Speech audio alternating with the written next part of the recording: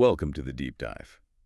Today, we're looking into a product called Cherry Glam.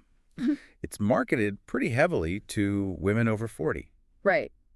These are patches claiming to give you, naturally fuller, firmer, lifted breasts. Big promises there, boosting collagen, elasticity, all without surgery or hormones. Sounds almost too good to be true, doesn't it?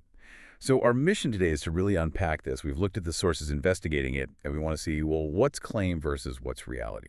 Exactly. Does the marketing actually hold up when you scratch the surface? Okay, so first off, a patch remodeling breast tissue. That's a huge biological claim. So where do they get their credibility from?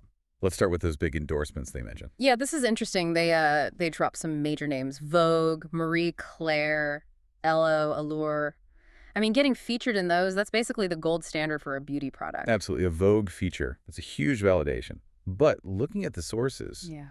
how solid is that claim? Because something that big, you'd expect proof, right? And that's where it gets, well, concerning. There are just zero links, no screenshots, like absolutely no evidence provided anywhere that these features actually happen. Really? No, no. Not a thing. And if a brand actually got into Vogue, they'd shout it from the rooftops, they'd have proof plastered everywhere. So the complete silence on actual evidence, it's pretty telling. Okay, wow. So if the big magazine claims don't check out, what's next? They seem to pivot to these self-given titles. Yeah, they call themselves the #1 trending product of the year, Hmm?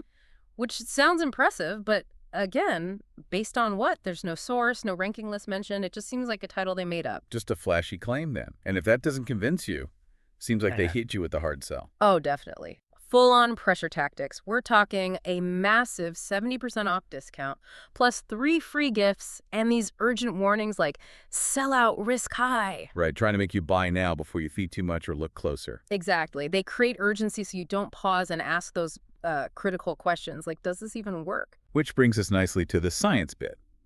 Marketing aside, can a topical patch really remodel tissue like that?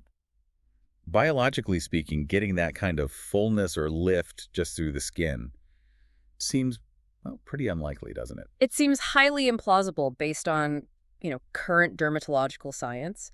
And interestingly, the company kind of admits this quietly. If you dig into the small print, you find that standard line. These statements have not been evaluated by the FDA. The classic disclaimer. Right, which basically means we don't have rigorous scientific proof that this does what we say it does. Okay, so no FDA validation on the claims. And what about user experiences? Their website probably has reviews, but what about like independent places? Well, their own site. Yeah, it's full of glowing reviews, maybe too perfect, you could say. But step outside their website and the internet is just strangely silent. Silent for a #1 trending product? Yeah. Seems odd. Very odd. We looked. No Trustpilot reviews to speak of, no real discussions on Reddit, nothing significant in beauty forums or communities. For something claiming such dramatic results, you'd expect some independent chatter, good or bad. This silence is, frankly, another bad sign. Right.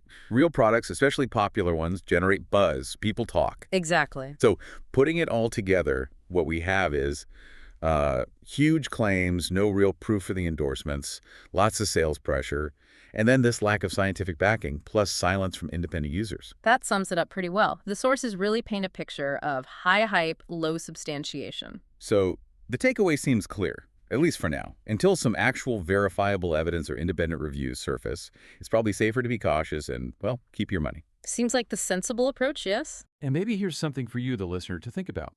When a company relies so heavily on urgent, almost frantic marketing, and there's absolutely zero independent buzz, what does that tell you about their own confidence in their product actually delivering results? Something to chew on. Thanks for diving deep with us today.